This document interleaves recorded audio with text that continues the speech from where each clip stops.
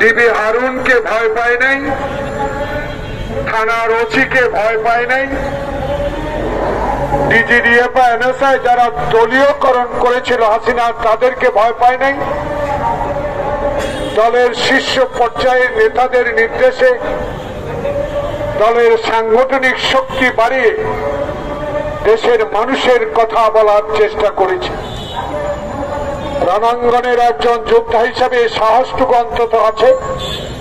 বড় নেতা হতে পারে নাই, কিন্তু একজন কর্মীর মর্যাদায় ডক্টর মোহাম্মদ ইউনূসের মাধ্যমে দেশে একটি সুষ্ঠু নির্বাচন যদি দেখে যেতে পাই, এইটুকুই আমার পাওয়ার। প্রিয় বন্ধুগণ, সোজা কথা এই, পরস্পর জানতে পারলাম দেশে একটি মানবিক কারণে করিডোর দেওয়া হচ্ছে। পত্র পত্রিকায় দেখতে পেলাম রাজনৈতিক বিশ্লেষক যারা, তাদের মুখে ইউটিউবে অনেক কথা শুনতে পেলাম। পত্রিকার মাননীয় সম্পাদক মন্ডলী অনেক কথা বলার চেষ্টা করছেন, কেউ পক্ষে, কেউ মানবিকের পক্ষে, কেউ না দেওয়ার পক্ষে। আমি একটি ছোট্ট রাজনৈতিক কর্মী হিসাবে ছোট মনে হতে পারি, ছোট নেতা হতে পারি। আমারও বয়স ৭৪। আমি বাংলাদেশের সকল আন্দোলনে সম্পৃক্ত হবার সৌভাগ্য হয়েছে। এই কথাগুলি বলার নিজকে গুণান্বিত করার জন্য নয়, শুধু মনে করিয়ে দিতে চাই, ডক্টর মোহাম্মদ ইউনূস আপনি পৃথিবীর ইতিহাসে একটা সম্মান এনে দিয়েছেন আমাদেরকে। এখনো সেই সম্মানিত ব্যক্তি হিসাবে আপনি এখনো মানুষের মনে আছেন, কিন্তু কোথাও যেন একটা দাবা খেলা হচ্ছে, কোথাও যেন নির্বাচন নিয়ে একটা চক্রান্ত হচ্ছে, কোথাও যেন আপনাকে বাধা দেওয়ার চেষ্টা করছে। সেটা আপনাকে অবহিত হতেই হবে।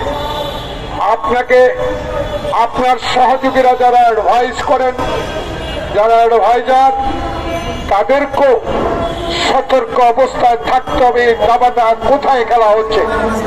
প্রিয় বন্ধুগণ, রাখাইনকে মানবিক কারণে করিডোর না দিয়ে তাদেরকে মানবিক সহায়তা করার শক্তি ইনশাআল্লাহ বাংলাদেশের আছে। যেহেতু বাংলাদেশে ইতিপূর্বে লক্ষ লক্ষ রোহিঙ্গাকে আশ্রয় দিয়ে বিশ্বের দরবারে একটি সুনাম অর্জন করেছে। আমি একটি ক্ষুদ্র মানুষ হিসাবে একটা কথা বলতে চাই। বাংলাদেশে আজকে এই নাগরিক পরিষদ যে সাবজেক্টটা, যে বিষয়টা নিয়ে আলোচনা করার জন্য ঠিক করেছে, সে আলোচনার প্রেক্ষিতে বলতে চাই, বিগত 16 বছরে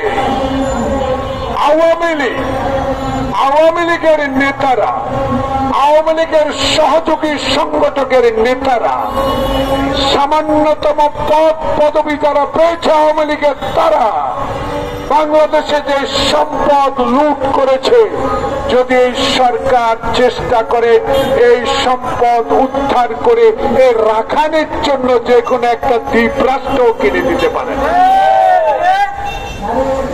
মানবিক দিক চিন্তা করলে অনেক কিছুই চিন্তা করা যায়, কিন্তু বাংলাদেশে এমন সমস্যা সৃষ্টি করা যাবে না যাতে আবারও আমরা কোন ষড়যন্ত্রে পড়ে যাই, আবারও যেন আমাদেরকে এই করিডোর নিয়ে আবার আন্দোলন না করতে হয়।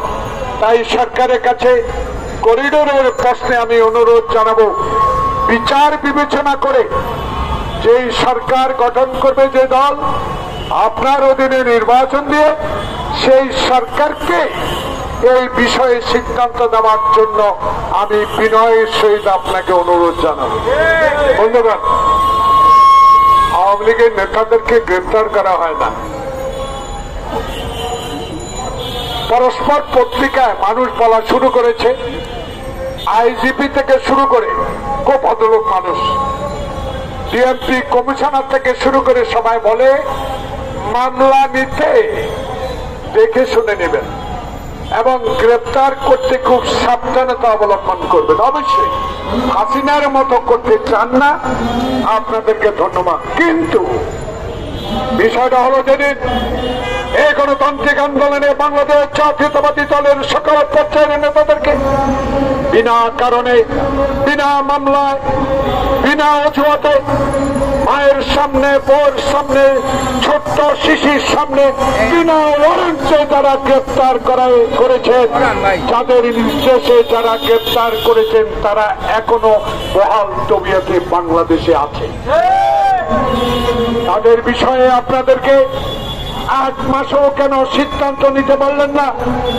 শুধু সংস্কার, দিন দিন সংস্কার কমিশন করে সময় ক্ষেপণ করে আসল উদ্দেশ্য নির্বাচন, যেই নির্বাচনের মাধ্যমে বাংলাদেশের গণতান্ত্রিক শক্তি জনগণের মধ্যে ক্ষমতা এসে এই সকল সমস্যা নিরসন করবে, তাদেরকে নির্বাচনের মাধ্যমে ক্ষমতায় আসার বিলম্বিত কেন করা হচ্ছে?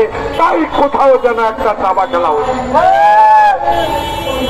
আমি রাজনৈতিক কর্মী, আমি রাজনৈতিক কথাই তুলে ধরতে চাই।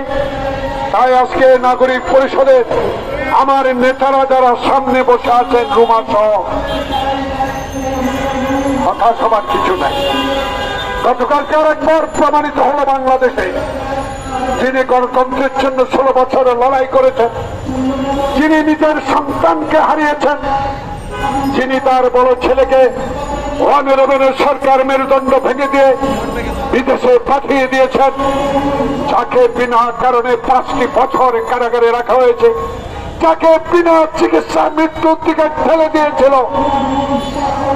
এই কথাগুলো আপনাদের স্মরণ করা উচিত। আইন শৃঙ্খলা বাহিনী আপনাদেরকে, সশস্ত্র বাহিনী আপনাদেরকে ধন্যবাদ জানায়। গতকালকে লক্ষ হাজারো মানুষের রেশনের থেকে যে অভ্যর্থনা জানিয়েছেন, আপনার আইন শৃঙ্খলা রক্ষাকারী বাহিনী যেই সহযোগিতা করেছেন, বাংলাদেশ জাতীয়তাবাদী দলের একজন নগণ্য রাজনৈতিক কর্মী হিসেবে আপনাদেরকে ধন্যবাদ অবশ্যই জানাতে হয়। কিন্তু এটা প্রমাণিত হয়েছে গতকাল বেগম জিয়া যেই কথা বলেছে 82 সালে এরশাদের বিরুদ্ধে, এরশাদের তারা এদেশে গণতন্ত্র কোনোদিনও ফেরত আসবে না। এরশাদ একজন স্বৈর শাসক। হাসিনাকে এইভাবে বলেছে, আপনার সাথে ঐক্য করেছি এরশাদের বিরোধী আন্দোলনে, এরই মধ্যেই আপনি আরেকবার বেইমানি করেছিলেন, তাই আপনাকেও জনগণ বিশ্বাস করে না। কারণ আপনি কার কন্যা, আপনি কার সন্তান? যেই পিতা 1 মিনিটে বাংলাদেশে গণতন্ত্রকে হত্যা করে বাংলাদেশে বাকশাল কায়েম করেছিল, সেই পিতার সন্তান আপনি। আপনি নাকি গর্ব করে বলেন, আমার বাবার স্বাধীনতা এনেছে, আমার বাবার দেশ, আমার বাবার সম্পদ, কেউ এখানে হাত দিতে পারবে না। আল্লাহর কি রহমত, জনগণের কত দুর্দশা আন্দোলন, এই ছাত্র জনতার মুগ্ধের রক্তের বিনিময়ে আপনি বাংলাদেশে এখন নাই। আপনার অহংকার ভেঙে চুরমার হয়ে গিয়েছে।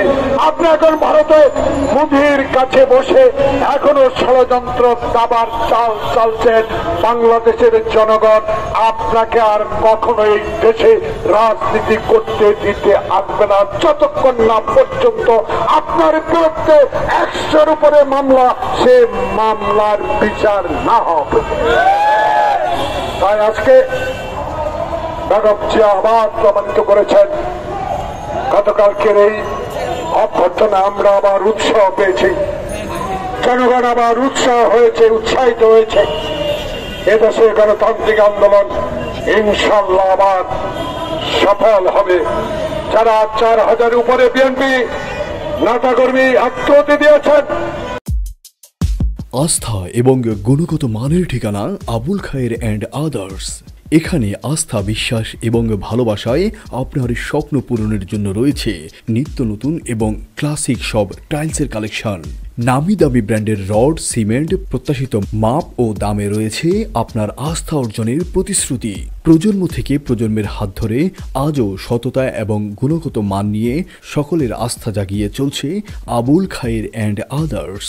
চৌমুহনী বাজারের পূর্ব প্রান্তে অবস্থিত, ফেনী নোয়াখালী প্রধান সড়কের পাশে অবস্থিত আবুল খায়ের অ্যান্ড আদার্সে আপনিও আমন্ত্রিত। আবুল খায়ের অ্যান্ড আদার্স, চৌমুহনী বাজার, নোয়াখালী। নোয়াখালী টিভি, বৃহত্তর নোয়াখালীর প্রতিচ্ছবি।